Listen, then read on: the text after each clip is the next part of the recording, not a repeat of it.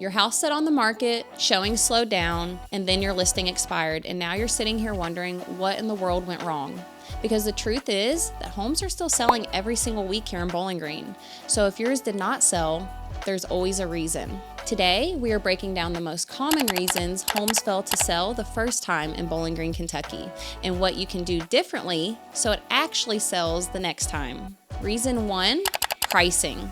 I know this is not what most sellers want to hear, but the number one reason a home does not sell is price. Today's buyers are extremely informed. They've looked at a dozen homes online before they ever walk into yours. So when a house hits the market priced higher than comparable homes in the same area, buyers notice immediately. And here's what they do. They skip it. They scroll right past it. And if they skip your home online, they never schedule a showing. No showing means no offers. And when a home sits, buyers start wondering, what's wrong with it? Your first 2 weeks on the market are everything.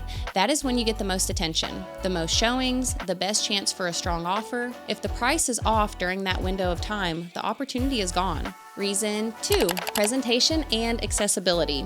Remember this, the first showing happens online. If the photos don't stand out, buyers move on instantly. Presentation includes things like decluttering, staging, lighting, landscaping, paint, and simple repairs. Small changes make a huge impact in how buyers feel about a home. I've seen houses sit for months, and then they get relisted with better presentation and sell in a matter of days. First impressions have never mattered more than they do right now. And this part is important. Homes that are hard to show are hard to sell.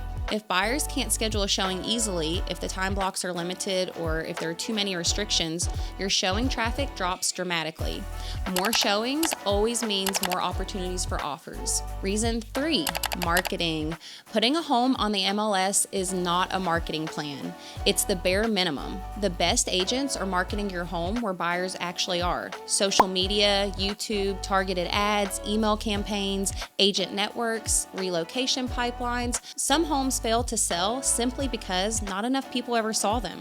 Exposure creates demand, and demand creates offers. Offers create leverage. Reason number 4, the wrong strategy. Sometimes the issue is not the home, and it's not even the market. It's the strategy behind the listing.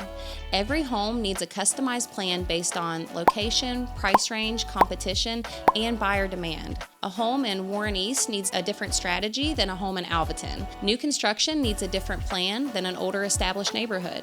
When the strategy does not match the property, the market, or the buyer pool, the home struggles. But here's the good news. If your home did not sell the first time, don't panic. It happens more often than you think. But almost every one of these issues is fixable. A better pricing strategy, stronger marketing, improved presentation, and the right plan can completely change your results.